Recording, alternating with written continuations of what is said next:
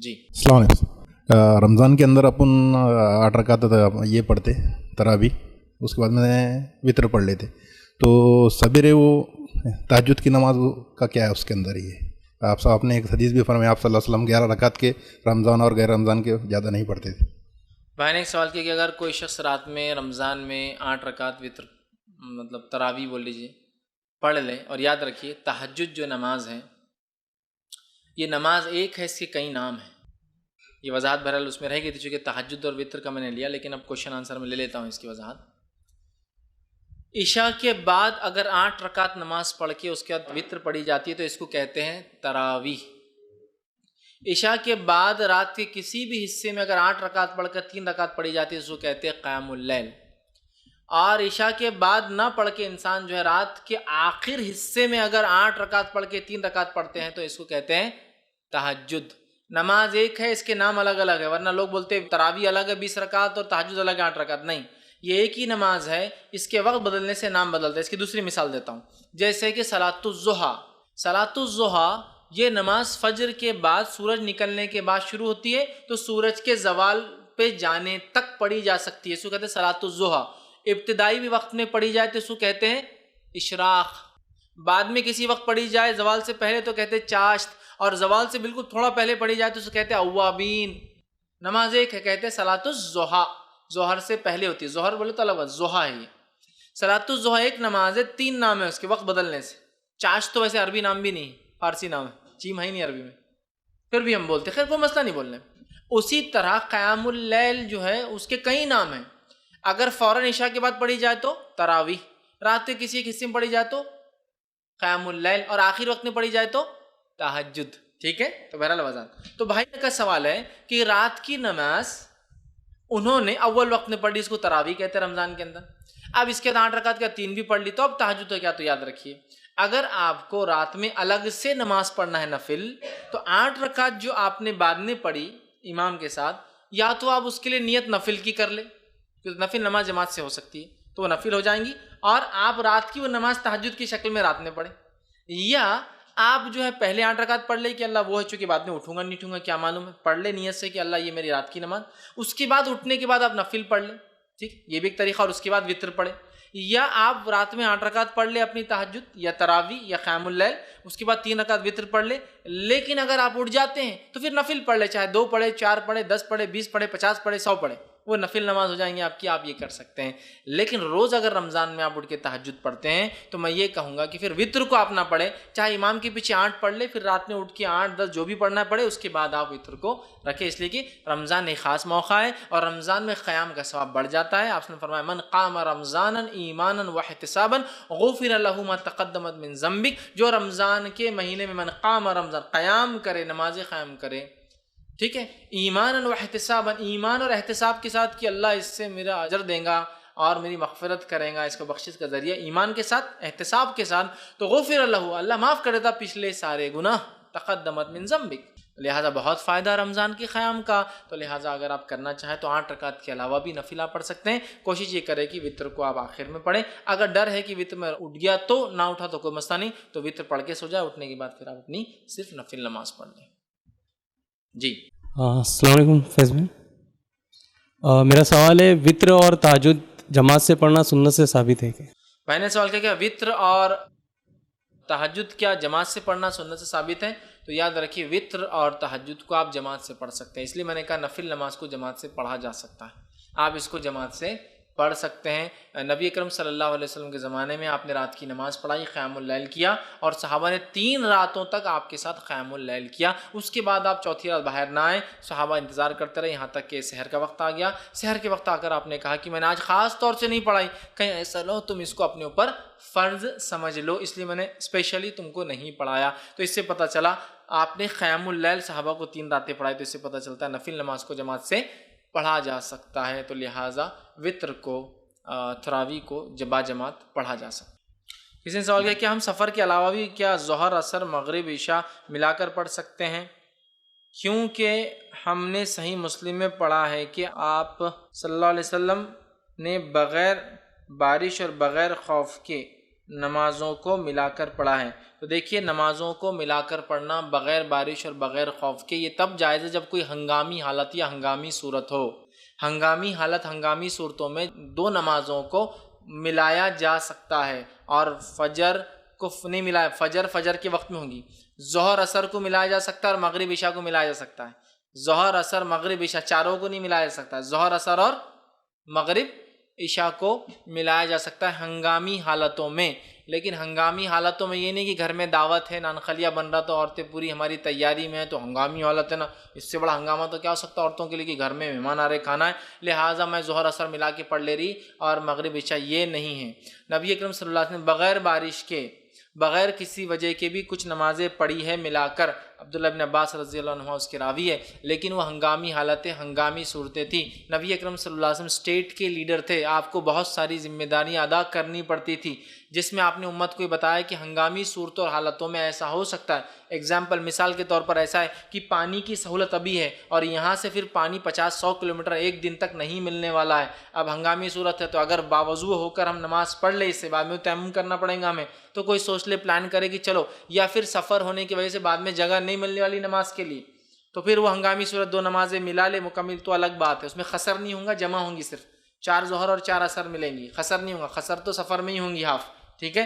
تو لہٰذا وہ کر سکتا ہے. لیکن ہنگامی حالت ہو، نہیں تو کھانا بنانا اور یہ تمام نہیں. ہاں بیمار ہو گیا کوئی اور بیٹھنا ہے اس کے پاس اور چھوڑ نہیں سکتے، نمازیں ضائع ہونے کے چانسز مکمل ہیں، پڑھی تو نہیں جا سکتی، یہ آپ کی مجبوری ہے، تو پھر کیا کریں ہم؟ ہنگامی صورت ہے. میں رات میں سفر میں نکلنے والا ہوں، ٹھیک ہے، میری فلائٹ ہے 9 بجے، فلائٹ کے بعد میں جب پہنچوں گا وہاں وضو کا نظم نہیں ملے گا، جماعت سے نماز نہیں ملیں گی، اس کے علاوہ مجھے بیٹھ کر نماز پڑھنا پڑیں گی سیٹ پر. تو میں یہ سوچتا ہوں کہ ابھی شہر سے نکلنے سے پہلے میں جو ہے مغرب کے بعد عشاء ملا لیتا ہوں، لیکن وہ 4 رکعت ہوں گی، خسر نہیں ہوں گی، پوری پڑھنا پڑیں گی، ٹھیک ہے.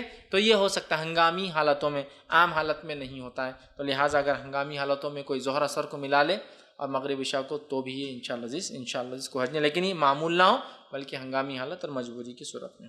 السلام علیکم. فیض بھائی 2 سوال ہے. جو قنوت کے بارے میں آپ نے 2 دعائیں بتائی، ایک سنت سے ثابت اور جو نارملی پڑھے جاتی، اگر وہ دونوں بھی دعا نہیں آتی تو ہم عربی کی جو دعا ہے جیسے صحت کی، جنت کی، دوزخ کی، ایسا ہاتھ اٹھا کر وہ دعا کر سکتے ہیں کیا ویتر میں آخری رکعت میں؟ اور دوسرا، جیسا آپ نے بولا کہ سورہ آل عمران کی 10 آیتیں آسمان کو دیکھ کے پڑھنی ہے، تو وہ وداؤٹ وضو اب یاد تو ہے نہیں تو قرآن ہاتھ میں لے کے پڑھنا پڑے گا، تو وداؤٹ وضو ہم پڑھ سکتے ہیں کیا وہ؟ بھائی نے 2 سوال کیے. ایک تو یہ کہ اگر قنوت نازلہ میں جو دعائیں سنت سے ثابت ہیں اگر کسی کو وہ یاد نہ ہو تو کیا وہ عربی زبان میں دعائیں کر سکتا ہے؟ تو یاد رکھیے، اگر کسی کو قنوت نازلہ کی جو ثابت شدہ سنت دعائیں ہیں یاد نہ ہوں تو وہ عربی زبان میں کوئی بھی دعا پھر کر لے انشاءاللہ عزیز کو ہے. ربنا آتنا فی الدنیا حسنۃ وفی الآخرۃ حسنۃ وقنا عذاب النار، ایک بار نہیں 3 بار پڑھ لے، اس لیے کہ نبی اکرم صلی اللہ علیہ وسلم اہم دعاؤں کو 2-2 3-3 بار دہرایا کرتے تھے، تو وہ ایسا کر سکتا ہے. اور ایک بات یہ بھی ہے کہ جب آپ صلی اللہ علیہ وسلم قنوت پڑھتے تو قنوت کے آخر میں یاد رکھیے صحابہ سے عمل ثابت ہے کہ وہ صلی اللہ علیہ النبی وسلم پڑھتے تھے، نبی پر درود بھیجتے تھے آخر میں، ٹھیک ہے. تو یہ بھی آپ اس میں اضافہ کر سکتے کہ یہ پڑھنے کے بعد وہ صلی اللہ علیہ النبی وسلم کہ نبی اکرم صلی اللہ علیہ وسلم سلامتی ہو، یہ آپ کر سکتے. تو آپ عربی میں وہ کر سکتے ہیں، ٹھیک. دوسرا یہ بھی بتا دوں آپ کو میں کہ سمجھ لیجیے اب عربی میں دعا یاد نہیں مجھے کچھ بھی، تو آپ کیا کرو؟ تو آپ تہجد جب پڑھتے ہیں، تہجد کی نماز کے سجدے میں آپ جو زبان آپ کو آتی ہے اس زبان میں دعا کر سکتے ہیں. تہجد میں مطلب نفل نماز کے سجدے میں جو زبان آپ کو آتی ہے، اردو، ہندی، مراٹھی، تیلگو، پنجابی، ملیالم، کوئی زبان آتی ہو اس زبان میں کر سکتے ہیں. اور علماء نے اس کا جواز دیا ہے. اس لیے حدیث کے الفاظ ہے بندہ سب سے قریب اپنے رب سے سجدے کی حالت میں ہوتا ہے، لہٰذا اللہ سے مانگو. اور عربی زبان کی کوئی خصوصیت نہیں ہے سوائے اس کے کہ آخری نبی عربی تھے اس لیے اللہ نے عربی میں قرآن اتارا، ورنہ عبرانی میں بھی کتابیں اتری ہیں، سوریانی میں بھی کتابیں اتری ہے، اور دنیا بھر کی مختلف زبانوں میں وَلِكُلِّ قَوْمٍ ہاد، ہر زمانے پہ ایک نبی تو اس کے ساتھ وَلِكُلِّ أَجَلٍ کتاب، ہر زمانے میں ہم نے کتاب اتاری. تو وہ کتابوں کی زبانیں مختلف تھیں. آخری نبی چونکہ عربی تھے لہٰذا قرآن عربی ہے، لیکن اللہ تعالیٰ ہر زبان کو سمجھتا تو لہٰذا نفل نماز کے سجدے میں آپ اپنی زبان میں دعا کر سکتے ہیں. تو لہٰذا تہجد کے لیے اٹھیے، آخری رکعت کے اندر آخری سجدہ کیجیے، اس سجدے کے تسبیحات کے بعد اپنی دعا اللہ کے سامنے رکھیے. تو اگر عربی نہ بھی آتی ہو تو آپ کو میں نے حل اس کا دے دیا کہ اردو زبان میں بھی آپ، انگلش میں بھی آپ، اور بھی زبانوں میں بھی دعا کر سکتے ہیں، اور علماء نے اس کا جواز دیا ہے. بھائی کا دوسرا حصہ سوال کا یہ تھا کہ تہجد میں جب ہم اٹھیں تو آپ صلی اللہ علیہ وسلم آسمان کو دیکھ کر آخری 10 آیتیں پڑھتے تھے، تو اب اگر ہم کو سمجھو آیتیں نہیں آتی، یاد نہیں ہیں، تو کیا ہم قرآن لے کر باہر جا کر پڑھ سکتے ہیں؟ پہلے تو میں یہ کہوں گا کہ یہ کرنا سنت ہے، نہ کرنے سے تہجد میں کوئی فرق نہیں آتا، ایک۔ دوسرا، اگر آپ چاہتے کہ نہیں بھائی سنت پہ عمل ہونا چاہیے اور ہونا بھی چاہیے اور مجھے تو آتی نہیں ہے، تو دوسرا کہوں گا یاد کر لے، لیکن اللہ نے ذہن حافظہ نہیں دیا یاد کرنے کا، تو تیسرا، ہاں آپ بغیر وضو کے بھی قرآن ہاتھ میں لے کر باہر جا کر پڑھ سکتے ہیں، آپ کا غسل سے ہونا ضروری ہے، اس لیے کہ اسلام میں 2 عبادتیں ایسی جس کے لیے وضو کمپلسری کنڈیشن اور شرط ہے، پہلا نماز اور دوسرا طواف۔ اس کے علاوہ تمام چیزوں کے لیے مستحب، ریکمینڈڈ، سنت، نبی کا طریقہ اور جو ہے مباح جائز ہے، لیکن فرض، شرط، کمپلسری صرف 2 عبادتوں کے لیے۔ بہت سارے لوگ بولتے قرآن کے لیے بھی تو آیت ہے لا یمسون الا المطہرون، نہیں چھو سکتے مگر اس کو مطہرون، پاکیزہ۔ اس تعلق سے علامہ ابن کثیر کی آپ تفسیر پڑھیے اور دیگر اماموں کی، امام قرطبی، امام طبری کی تفسیر پڑھی۔ یہ لوگ لکھتے ہیں نبی اکرم صلی اللہ علیہ وسلم پر ایک الزام لگا کہ اس پر یہ قرآن شیطان لے کر اترتا ہے، نعوذ باللہ، تب اللہ نے آیت نازل کی لا یمسون الا المطہرون، نہیں چھوتے ہیں لوح محفوظ پر اس قرآن کو مگر فرشتے۔ مطہرون کہتے پہلے سے پاکیزہ، تو اس کی تفسیر تو یہ ہوگی، وہ یہاں قرآن پہ لاگو نہیں۔ لیکن 2 عبادتیں ایسی ہیں، فقہ کا آپ کتاب پڑھ لے، فقہ کو اٹھا لے، 2 عبادتوں کے لیے فرض قرار دیا ہے، یہ واجب ہے، کمپلسری ہے، وہ کیا کیا ہے؟ نماز اور طواف، اس کے علاوہ سب کے لیے مستحب، تو لہٰذا اگر ایسا بھی ہو تو انشاءاللہ عزیز کوئی حرج نہیں سمجھو۔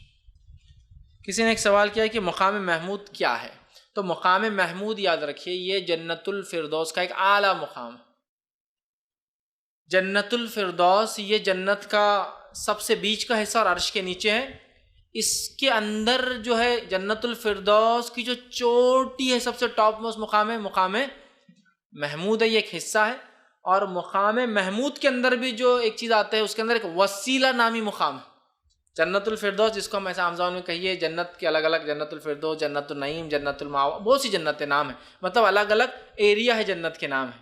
ہاں جنت ایک دوسرے کو پوچھیں مکان میں فلاں اس میں ہے، تو اس سے پہچان، اس کا درجہ، اس کا وہ پتہ چل جائیں گے۔ تو جنت الفردوس یہ عرش کی بالکل نیچے ہے، آپ نے کہا جب بھی مانگو جنت الفردوس مانگو، مطلب جنت الفردوس ایکچولی پرائم لوکیشن ہے، پھر اس میں بھی الگ الگ سپاٹس ہیں، کارنر پلاٹ جیسا بولتے ہیں نا، بس بھائی چلو ایک ایریا ہے، اس میں بھی تو کارنر پلاٹ کی اہمیت، سینٹر پلاٹ کی اہمیت رہتی، اس میں بھی فلاں ان کے بازو گھر ہو تو ویسا ہی ہے۔ جنت الفردوس ایک سب سے اعلیٰ مقام، اس میں مقام محمود ایک اور اعلیٰ مقام، اور اس میں ایک مقام ہے جس کو وسیلہ کہتے ہیں، اور وسیلہ کے تعلق سے آتا ہے کہ یہ مقام اس نے فرمایا یہ وسیلہ مجھے گمان ہے کہ مجھے ہی ملے گا، صرف وہ ملیں گا۔ تو مقام محمود میں بھی ایک ٹاپ ایریا اس کو کہتے ہیں وسیلہ، اور یہ وسیلہ نبی اکرم صلی اللہ علیہ وسلم فرماتے ہیں جو میرے لیے وسیلہ مانگے، میرے سے وسیلہ نہیں، میرے لیے وسیلہ، جو جنت کا سب سے اعلیٰ حصہ جنت الفردوس، اس میں مقام محمود، اس میں وسیلہ مانگے، میں اس کی سفارش کروں گا، مجھ پہ واجب ہو جاتی ہے۔ اور یہ کب کرنا ہے بولے آپ نے؟ اذان کی دعا میں شامل ہے، اللہم رب ہذہ الدعوۃ التامہ والصلاۃ القائمہ آتی محمد الوسیلۃ، اور عطا فرما محمد صلی اللہ علیہ وسلم کو وسیلہ، ہمیں عطا فرما محمد کا وسیلہ مانا نہیں ہے، محمد صلی اللہ علیہ وسلم کا عطا، بہت سے لوگ بولتے ہیں نا آپ کا وسیلہ تو ضروری ہے، ہم تو اذان کی بات کرتے ہیں، نہیں، وہ ہے نبی کے لیے وسیلہ مانگنا، نبی سے وسیلہ مانگنا نہیں کہ اللہ عطا فرما تیرے نبی کو وسیلہ۔ صحابہ نے کہا اللہ کے رسول وسیلہ کیا ہے؟ تو کہا وسیلہ یہ ٹاپ موسٹ سب سے پرائم پارٹ ہے جنت کا، اور مجھے گمان ہے کہ یہ حصہ مجھے ہی ملنے والا ہے، لہٰذا اگر تم میرے لیے مانگو تو میری سفارش تم پہ قیامت دن واجب ہو جائیں۔ تو جنت الفردوس، مقام محمود، اس میں وسیلہ، ہمارے نبی وسیلہ میں رہیں گے، سب سے ٹاپ موسٹ جنت کا سب سے پیک، سب سے اعلیٰ مقام ہے، فردوس کا حصہ ہے، محمود کا حصہ ہے۔ تو محمودہ کا معنی بہرحال یہی ہے کہ آپ کو اللہ وہ مقام عطا فرما دیں گا۔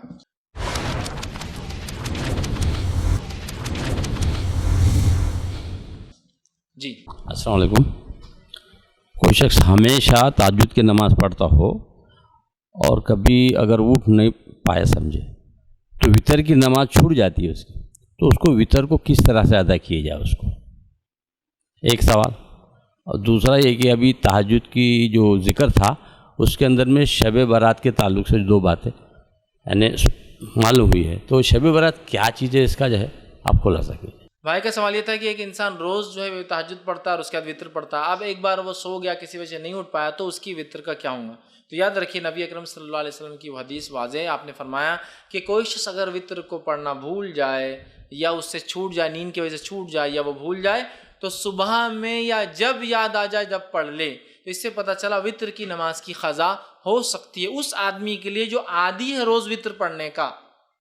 جو عادی نہیں ہے وہ تو روز اٹھ کے وطر پڑھیں گا، اس کے لیے نہیں۔ ایک آدمی روز، جیسا آپ کا سوال ہے، روز پڑھتا ہے، اور اگر وہ وطر ایک دن بھول جائے، چوک جائے، نیند لگ جائے، نہ اٹھ پائے، تو وہ شخص جب بھی اٹھے، جب یاد آئے تب اس کے لیے وطر ہے، اور وہ وطر کو پڑھ لے۔ جیسا دوسری نمازوں کا ہے نا، جب یاد آ جائے، بھول جائے یا سو جائے تو جب اٹھے اس کے لیے وقت ہے، ویسے ہی وطر کے لیے سمجھ لیجیے آپ فجر میں اٹھے تو آپ فجر سے پہلے اگر وقت ہے تو وضو کیجئے، وطر پڑھیے اور پھر فجر کی نماز پڑھیں۔ آپ سو گئے، فجر بھی نہیں ہوئی سمجھ لی کسی وجہ سے، اور آپ کی عادت ہے کہ آپ روز وطر پڑھتے ہیں، تو پھر فجر پڑھے آپ سورج نکلنے کے بعد، اور اس کے بعد وطر بھی پڑھ لے اپنی، ٹھیک ہے؟ تو لہٰذا وطر کی نماز اگر چھوٹ جائے جو آدمی عادی ہے روز پڑھنے کا، وہ اس کی قضا بھی کر سکتا ہے۔ کسی نے ایک سوال کیا ہے، should witr salah be prayed in even number when prayed in morning or daytime making qaza for witr salah؟ سوال یہ ہے کہ اگر کوئی وطر نماز پڑھتا ہے تو کیا وہ اس کو ایون مطلب طاق کی جگہ جفت کر دے جبکہ وہ قضا کر رہا ہے اس کی؟ تو نہیں، جب وہ وطر پڑھ رہا ہے تو وطر طاق ہی ہوتی ہے۔ وطر کا معنی ہوتا ہے آڈ عربی، واللہ وطر ویحب الوطر، Allah is odd and loves odd, Allah تعالیٰ طاق ہے اور طاق کو پسند کرتا ہے، طاق عادت کو، ٹھیک ہے؟ تو لہٰذا وہ وطر ہی کریں گا، 1 رکعت یا 3 رکعت یا 5 رکعت ہی پڑھیں گا، وہ اس کو جفت نہیں کریں گا، مطلب اس کو ایون نہیں کریں گا۔ مطلب بہت سی غلط فہمی ہوتی ہے کہ رات میں پڑھے تو طاق، دن میں پڑھے تو جفت کرنا، نہیں، وہ دن میں بھی پڑھیں گا قضا تو اس کو طاق ہی پڑھیں گا۔ جی السلام علیکم شیخ، ہمارا سوال یہ ہے کہ اذان کے بعد کی جو دعا ہے اللہم رب حزید، تو یہ دعا ضروری ہے کہ ہر اذان کے بعد ہی پڑھیں، ایسے مطلب کسی اور وقت بھی پڑھ سکتے ہیں؟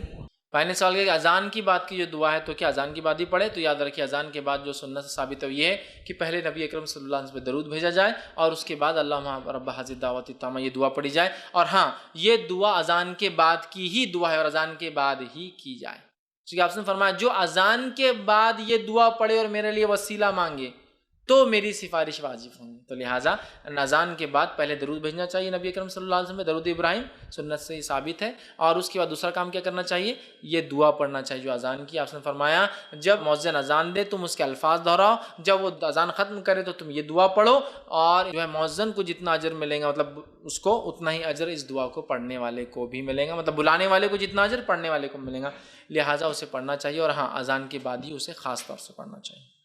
کسی نے ایک سوال کیا، نمبر آف رکعات ان تراویح and the timing for it, how can women pray تراویح؟ دیکھیے تراویح کا وقت عشاء کے بعد سے لے کر فجر کے پہلے تک ہے، تراویح کا وقت، وطر کا وقت عشاء کے بعد سے لے کے فجر کے پہلے تک ہے۔ تو عورتیں اگر تراویح پڑھنا چاہتی تو ٹائم کیا ہے ان کے پڑھنے کا؟ یہی ٹائم ہے کہ عشاء کے بعد سے لے کر فجر کے پہلے تک کتنی رکعتیں پڑھے؟ تو تراویح کی رکعتیں، قیام اللیل کی رکعتیں اور تہجد کی رکعتیں ایک ہی ہے۔ نبی اکرم صلی اللہ علیہ وسلم جو ملتی ہے وہ ہے 8 رکعت، اور آپ صلی اللہ علیہ وسلم رمضان یا غیر رمضان 11 رکعت سے زیادہ نماز نہیں پڑھتے تھے، تو لہٰذا آپ کو 8 رکعت پڑھنا ہے اور اس کے بعد 3 تراویح پڑھنا ہے۔ اب آپ عشاء کی بعد پڑھے، آدھی رات کو اٹھ کر پڑھے یا سحر سے پہلے پڑھے، یہ آپ کے اوپر ہے۔ تو اس کا وقت شروع ہوتا ہے عشاء کے بعد سے لے کر فجر کے پہلے تک، اس کی رکعتیں 8 ہیں، اور اس کے بعد 3 وتر ملا کے ہو جائیں گی 11 رکعت۔ یہ طریقہ ہوگا آپ کے پڑھنے کا، اور بالکل عام نماز تہجد یا قیام اللیل کی رکعتیں 2 رکعت نفل، پھر 2 رکعت ویسی ہوتی ہے۔ 3 وتر کا طریقہ اور 1 وتر کا طریقہ، اور 5 7 9 کا میں نے بتا دیا، آپ اس طریقے سے پھر اس کو اٹیچ کر لیں۔ جی السلام علیکم شیخ، آپ نے جیسا کہ جب اللہ یا اس کا رسول صلی اللہ علیہ وسلم کسی چیز کا حکم دے دے تو وہ چیز فرض ہو جاتی ہے، تو آپ نے ابتدا میں ایک حدیث پڑھی جس میں آپ صلی اللہ علیہ وسلم نے وطر کو پڑھنے کا حکم دیا ہے، اور بعد کی حدیث میں اس کو سنت بتایا ہے، تو ہم اس میں کیسا فرق کریں گے؟ بھائی نے سوال کیا کہ جب نبی کا کوئی حکم آ جائے تو وہ تو ہم پر واجب اور فرض ہو جاتا ہے عمل کرنا، تو میں نے تو ایک حدیث پڑھی جس میں آپ نے کہا حق ہے وطر، ایک روایت کے اندر ہے وہ مسلم نہیں جو وطر نہ پڑھے، ایسے الفاظ ہیں، اور ایک روایت میں پھر وہ سنت ہے، تطوع کا لفظ ہے، مطلب میرا طریقہ ہے۔ تو پھر اب کیا سمجھے؟ دیکھیے نبی اکرم صلی اللہ علیہ وسلم جب ایک چیز کی اہمیت بتا رہے اور خود اس کے بعد میں ایک دوسری حدیث میں یہ کہہ رہے کہ وہ سنت ہے میری، تو لہٰذا اس میں تطبیق کا اصول یہ ہے کہ بہت اہم ہے مت چھوڑو، لیکن سمجھ آپ چھوڑ بھی دیتے کو حرج نہیں، لیکن جہاں یہ ہوتا ہے کہ نبی حکم دیتے اور حکم سے پیچھے نہ ہٹے، واپس نہ لے، سمجھے؟ جیسا کہ حکم میں یا تاکید میں 2 فرق ہے، ایسا ایک ہے نبی کا حکم، نبی جو دیتے اسے لینا ہے، اور ایک ہوتا ہے نبی تاکید کرتا ہے، حکم نہیں دیتا ہے۔ جیسے کہ آپ نے فرمایا جمعہ کا غسل ہر جو ہے بالغ پر واجب ہے، اور واجب بولے تو فرض ہو گیا نا. لیکن علماء لکھتے ہیں اگر مجبوراً نہ بھی کرے تو کوئی مسئلہ نہیں, یہ بہت زیادہ اہمیت کا حامل ہے. سمجھ رہے یہ معنی.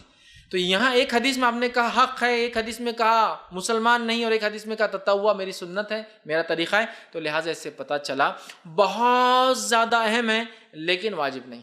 چونکہ دوسری حدیث آ جا رہی نا کہ تطوع کا لفظ ہے, میری سنت ہے, میرا طریقہ ہے, تو لہٰذا بہت زیادہ اہم ہے لیکن واجب نہیں ہے. تو چونکہ دونوں روایتیں آ رہی ہیں اور دونوں ایک ہی جگہ رہی, دونوں صحیح ہے, تو تطبیق کا اصول یہ کہتا ہے کہ اٹ موسٹ امپورٹنٹ لیکن بٹ ناٹ کمپلسری, یہ ہو جاتا ہے. لیکن اگر خاموشی اختیار ہو جاتی اس کے بعد کوئی بات نہیں آتی تو پھر اس کا کرنا ضروری ہو جاتا. جیسا کہ ایک اور روایت ہے, اس کا وضو نہیں جس نے بسم اللہ اللہ کا نام نہ لیا. اب بہت سی بار آدمی شروع ہو جاتا باتیں کرتے کرتے اور بسم اللہ پڑھنا بھول جاتا. تو علماء نے لکھا کہ ہو جائیں گا لیکن بہت تاکید ہے, اس لیے کہا گیا اس کا وضو نہیں. ٹھیک ہے, لیکن پڑھنا چاہیے. لیکن بھول جائے کبھی آدمی تو بیچ میں یاد آئے تو پھر پڑھ لے, لیکن بہت تاکید اس سے مانا ہے. لیکن یہاں تو بہرحال ایک جگہ کمپلشن کی بھی آتی, دوسری جگہ نفل کا بھی لفظ آتا ہے. اس کا مطلب یہ سنت موقعہ ہے ہمارے لیے. جی السلام علیکم. فیض بھائی میرے 2 سوال ہیں. پہلا دعا کے ریلیٹڈ کہ جیسے آپ نے بولا تہجد کے نماز میں سجدے میں جا کے دعا پڑھیں, تو عام طور پہ طریقہ ہوتا ہے کہ اللہ کی مطلب تسبیح کرنے کے بعد پھر درود پڑھنے کے بعد پھر دعا کرتے ہیں. تو سجدے میں کیسا کرنا چاہیے دعا, جو آپ نے بولے ہندی میں بھی مطلب اردو میں بھی کر سکتے ہیں, تو اور وہ کون سی رکعت میں افضل رہے گا؟ اور دوسرا یہ ہے کہ جو ایک فلاں شخص ہے کہ جس کو مطلب وطر کمپلسری پڑتا ہے, بٹ ایک دن ایسا ہوا کہ وہ اس وقت اٹھے کہ جب جماعت کھڑی ہو چکی ہے فجر کی, تو فجر کی 2 سنت اور وطر کیسی پڑھی جائیں گی؟ اکثر ایسا ہوتا ہے کہ لوگ وہ سنت مطلب فجر کی 2 سنت پڑھنے کے اس میں ان کی جماعت سے فرض نماز مس ہو جاتی ہے. میں نے سوال کیا کہ سجدے میں جو دعا کا, میں نے کہا کہ سجدے میں دعا کرنا چاہیے, تو اب یہ دعا کا طریقہ کیا ہوں گا؟ جیسا کہ دعاؤں کے ادب یہ ہے کہ پہلے اللہ کی حمد و ثنا, نبی پہ درود اور اس کے دعا. تو سجدے میں بھی آپ اللہ کی حمد و ثنا کریں گے, نبی پہ درود, لیکن سجدے اور رکوع میں آپ صلی اللہ علیہ وسلم نے قرآنی آیتیں پڑھنے سے منع کیا ہے. تو لہٰذا اگر سجدے میں آپ دعا کریں تو قرآنی آیتوں سے آپ حمد و ثنا نہیں کریں گے, آپ جس کو کہیں گے دوسرے الفاظ سے حمد و ثنا جو احادیث کے اندر آتے ہیں, یہ آپ کو لگتا ہے اللہ تیری ذات پاک ہے, تیری ہی تمام تعریف ہے, تیری حمد و ثنا ہے, تو ہی ایسا کر سکتے ہیں. تو آپ قرآنی آیت نہیں پڑھیں گے لیکن احادیث سے یا پھر جو آپ کو الفاظ یاد ہے اس سے حمد و ثنا کریں گے. نبی پر درود بھیجیں گے, پھر درود پڑھ سکتے ہیں آپ, اور اس کے بعد دعا کریں گے, یہی ادب ہے. اب بھائی کا سوال یہ کہ نماز کے کس رکعت کے سجدے میں کریں, تو میں عموماً یہ کہتا ہوں افضل مفضول کا اس میں ہے ہی نہیں, کہ تو حدیث میں الفاظ ہیں بندہ سب سے قریب سجدے کی حالت میں ہوتا لہٰذا اللہ سے مانگو. تو سمجھ لیجیے آپ نماز پڑھ رہے, تو میں یہ کہتا ہوں کہ آپ آخری رکعت کے آخری سجدے میں کریں. اس کا فائدہ یہ ہوگا کہ آپ کو بعد میں یاد ہے کہ صرف قاعدہ کرنا ہے, ورنہ آپ نے دعا اتنی کی کہ آپ رکعتیں بھول گئے بعد میں, یا دعا کی پہلے سجدے میں تو آپ کو یاد نہیں تھا, دوسرا سجدہ کرنا آپ قاعدے میں بیٹھ گئے. تو بیسٹ یہ ہے پریکٹس, بیسٹ پریکٹس بول رہا ہوں میں, یہ سنت سے ثابت نہیں لیکن کوئی بات, ٹھیک ہے نہ افضل مفضول ہے. بیسٹ یہ ہے کہ آپ 2 رکعت کے لیے کھڑے ہو, 2 رکعت پڑھ لے پوری, جس میں آپ نے جو قیام کر لیا, دوسری رکعت کا رکوع کر لیا, پہلا سجدہ بھی کر لیا, دوسرے سجدے میں کر لے, تو کہ آپ کو معلوم ہے اٹھ کے صرف کیا کرنا ہے, آپ کو قاعدے میں بیٹھنا اور سلام پھیر دینا ہے. تو آپ بھول بھی گئے تو آپ کو معلوم کچھ نہیں کرنا ہے, مجھے صرف قاعدہ پڑھنا ہے اور سلام کر دینا ہے. تو بیسٹ پریکٹس یہ ہو سکتی ہے, لیکن کوئی پہلے میں کر لے, پہلی رکعت کے پہلے سجدے میں, پہلی رکعت کے دوسرے سجدے میں, دوسری رکعت کے پہلے کچھ بھی کر سکتا ہے. اس میں افضل اور مفضول جیسی کوئی چیز ثابت نہیں ہے.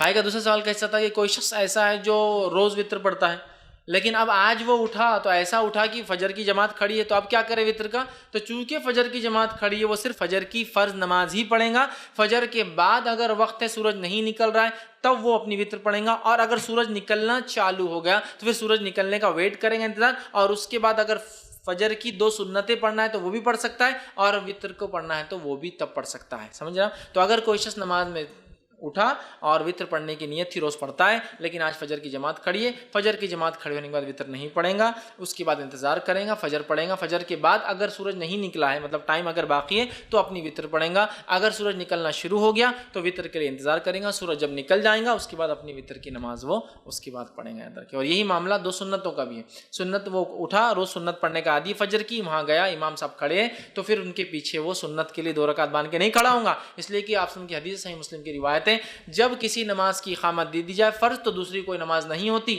لہٰذا وہ جا کے مل جائیں گا, اس کے بعد فجر ہونے دیں گا, فجر کے بعد کھڑا ہو کے نماز پڑھیں گا. اگر وقت ہے تو, وقت نہیں ہے تو پھر سورج نکلنے کا انتظار کریں گا, سورج نکلنے کے بعد بھی یہ پڑھ سکتا ہے. اس لیے کہ نبی اکرم صلی اللہ علیہ وسلم کے زمانے میں ایک صحابی فجر کے بعد کھڑے ہو کے 2 رکعت پڑھی. آپ نے کہا تو نے کیا ہمارے ساتھ فجر نہیں پڑھی؟ انہوں نے کہا اللہ کے رسول صلی اللہ علیہ وسلم ہاں پڑھی ہے. تو کہا پھر یہ کیا ہے؟ تو کہا میری 2 سنت چھوٹ گئی تھی. آپ نے خاموشی اختیار کی. اس سے پتہ چلا فجر کی فرض نماز کے بعد بھی یہ پڑھی جا سکتی ہے, لیکن اس کو روز کا معمول نہیں بنانا چاہیے. افضل تو اس کو پہلے ہی پڑھنا ہے، لیکن بعد میں بھی ضرورت پڑنے پر پڑھی جا سکتی ہے. اسی پر اپنی بات کو ہم ختم کریں گے. وآخر دعوانا الحمد للہ رب العالمین. سبحان ربک رب العزۃ عما یصفون وسلام علی المرسلین والحمد للہ رب العالمین.